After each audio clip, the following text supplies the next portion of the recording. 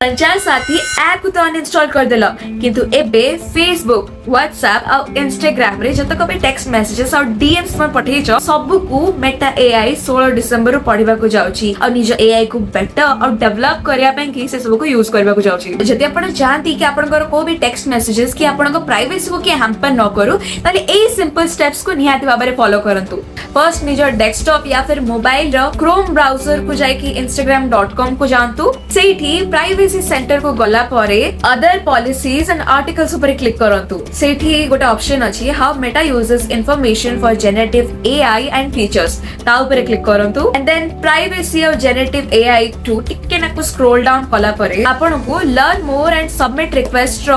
Option आसबो blue colour रे ता ऊपर क्लिक करंतु। सेठी गला परे I have concern about my personal information वाला चेक बॉक्स को टिक करंतु ता परे आपन को डिटेल्स को फिल इन कला परे नेक्स्ट बटन टी क्लिक कर दियंतु। Privacy is the new currency सांग माने तो से हिसाब रे जो प्राइवेसी को प्रोटेक्ट करिया पे कि टिके हेले बे हेळा करंतु नाही।